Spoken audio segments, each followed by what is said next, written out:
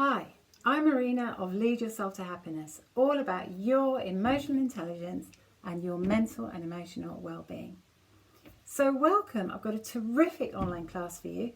It's very short, but I've got some great material coming up right now, so stay tuned. So I'm just moving on to slides now, so you've got visuals as well, which hopefully will make it even clearer and more useful. So firstly, a great big welcome and thanks so much for being here with me. We are in a really strange time at the moment, and you could be in a number of places, particularly regarding your career and income at the moment. Like for instance, has your income reduced and you want to prevent that happening again? Are you looking to supplement your regular income with something that you can rely on if you have to stop work like we've had to do right now? Are you thinking about a career change maybe, or wondering whether to go self-employed, or just not sure which direction to go in? Or do you just want to work out how to use your time well now to build something really great for the future? So wherever you are, building your emotional intelligence will help you in lots of different ways. So I'll give you just a couple right now. Firstly, emotional intelligence is self-awareness. And there is a ton of research showing that people who are self-aware are more fulfilled, they have stronger relationships, they're more creative, they're more confident and better communicators, they're less likely to lie, cheat and steal, they perform better at work and are more promotable, and they're more effective leaders with more profitable companies. So to help you during this current lockdown, building your self-awareness will help you identify your strengths and weaknesses so you can go in the right direction from the start and find something that really suits you. That will enable you to find what you will excel at and therefore where you're most likely to be successful. And secondly, building your emotional intelligence will enable you to prioritise your time really effectively. Time is the most precious commodity of all, and time you spend now you'll never get back.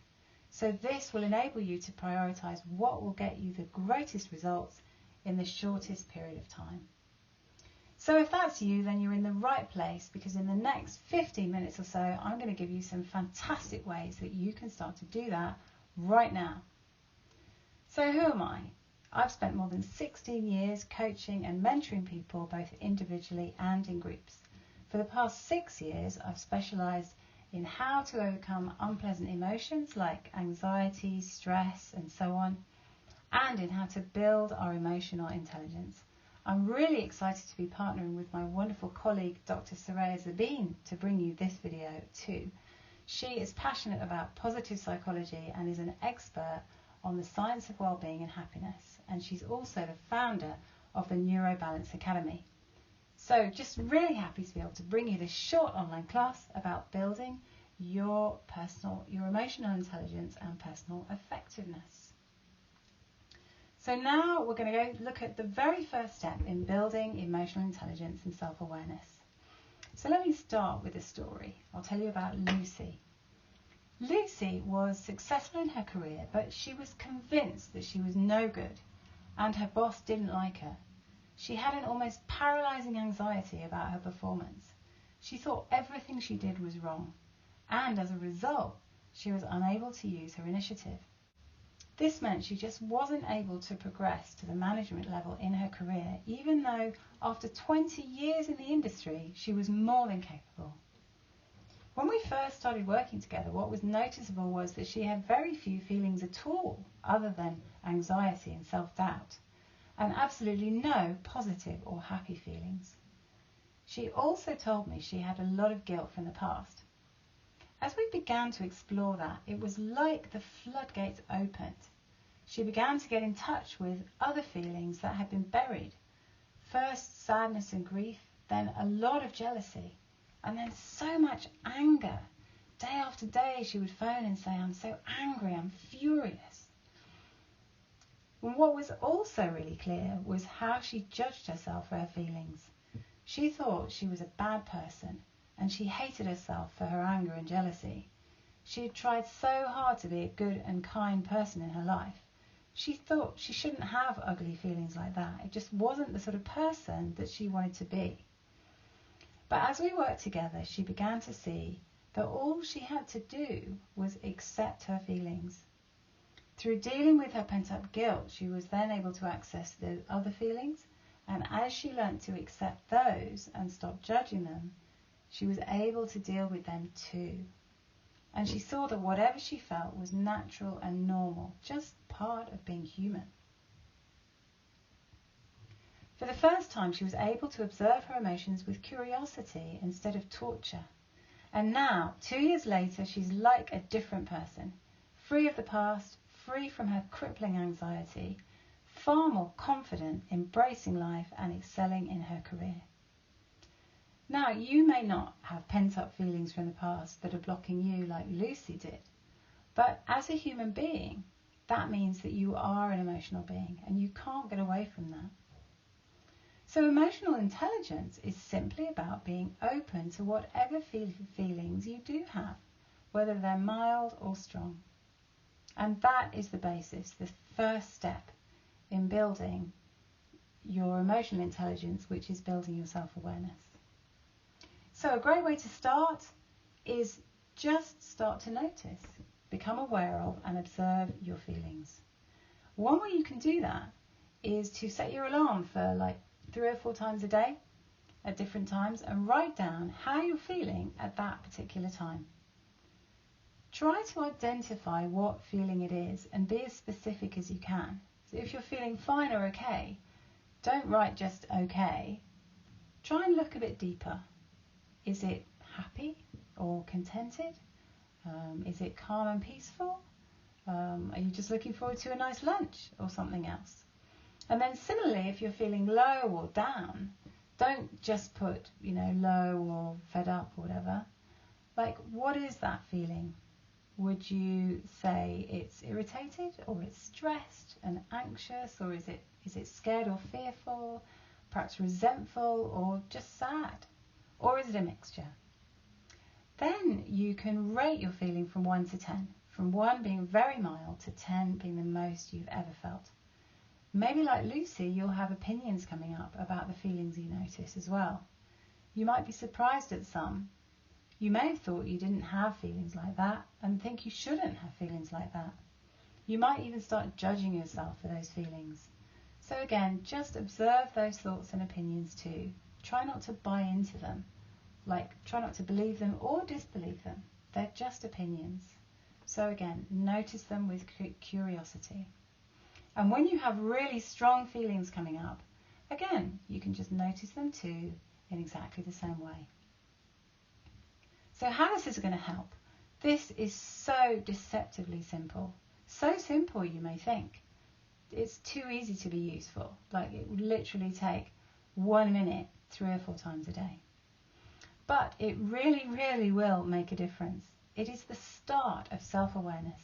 And you may have heard the expression know thyself, which is the root of all wisdom. This is where knowing yourself begins. If you continue to notice your feelings in this way for maybe just a few weeks or even a couple of months, you'll find your negative or unpleasant feelings start to regulate. You'll respond more instead of reacting to things. You'll deal more easily with life's ups and downs. You'll be more confident, you'll feel calmer, and you'll have more peace of mind. So that was the first tip, simple but really, really effective. If you put this into practice, you will start to notice results within days, and then they will build from there. So now for the second tip, which is how to explode your performance. If you think about it, a good analogy for you, that is your conscious mind, might be the driver of a bus. And you're the bus, okay? But your bus is full of passengers, which are your unconscious or semi-conscious thoughts, feelings, fears, and so on. Now, if your passengers are arguing or upset or rampaging out of control, they're going to be running around causing havoc in your bus. And this is going to make it really difficult for you to get to where you're going. You might lose concentration, you might take a wrong turn, you might get hijacked completely, or you might have a crash. However, if you keep your passengers happy, satisfied and calm, then they'll settle down, leaving you, the driver, in peace to get on with doing your job, which is driving the bus to wherever you need to get to. And that destination could be according, whatever it is that you want to get to. Performing at the top of your game at work, could be learning a new skill, could be working out what you're really good at and building on that. Maybe speaking in public, or it could be something personal like making your relationship wonderful, or making some new friends, or building your self-esteem. So how will this help you? Well, watching your state, that is your thoughts and feelings, will directly enable you to improve your performance in every area of life. Happiness, relationships, career, finances, and everything else. If you think about it, our ability to perform effectively in life all comes from our emotional state. I'll say that again. Our ability to perform in any area of life depends on our emotional state. I mean, it's obvious, isn't it, really? When you're happy, excited, or confident, you do well, you feel motivated, you can perform at the top of your game. You're keen, you're enjoying yourself, you can concentrate, you can overcome whatever crops up, you're like in the zone. On the other hand, when you're unhappy, upset, angry, anxious or depressed, then you just lose your motivation, don't you? You can't possibly do well. You're distracted, you can't concentrate, maybe you procrastinate. Sometimes you can't do anything at all. But whatever you do manage to do feels like a real uphill struggle. So this tip is really simple. Increase the amount of time you spend in positive or happy states and decrease the amount of time you spend in unhappy states. But how, I hear you say? Well, that's a great question. And look, there's loads and loads of ways to do this, and different people prefer different ways. And that's what Lead Yourself to Happiness is all about. You are an emotional being, but you're not a prisoner of your emotions. No one is. You can feel great and perform well in your life, no matter what your circumstances. So I'll just give you one quick way now, but again, there's loads of ways to do it, and please feel free to visit the website, which is leadyourself.co.uk, to find out more. And also subscribe to this channel. So I'll start with this little exercise. Make sure you've got a notebook and pen. And step 1, just think of a time when you felt excited. Then think of a time when you felt calm or peaceful, a time you felt motivated, a time you felt really confident, and maybe a time you were in the zone and like completely unstoppable. And any other really positive time that you can think of. Step 2, identify what were you doing at those times that helped you to feel that way. Then step 3, now try and think of other times you felt those positive or happy feelings. What were you doing then? So it's like repeating steps 1 and 2. Step 4, write down as many activities as you can think of that make you feel happy, peaceful, calm, excited and motivated. And then step 5, schedule them into your diary and make sure you do something every day. And maybe 2 or 3 things if you can. So for instance, if you enjoy chatting to friends or family, make sure you phone them regularly. If you enjoy a nice hot soak in the bath, make sure you take the time to do that, like once or twice a week instead of having a shower. Let your mind go wild here, like give yourself permission to treat yourself. Don't wait till you think you've earned it, because everything you do is going to help you feel good and do well. Now there will of course still be times when you feel down, miserable, angry, annoyed, anxious or whatever. So for these times, you can simply go back to the first lesson and do what Lucy did. Observe the emotion, try not to judge it, and if your passengers or your thoughts are like churning out of control, try and observe them too, and if you can, not follow them. Try not to buy into them, like they're not true, they're just thoughts.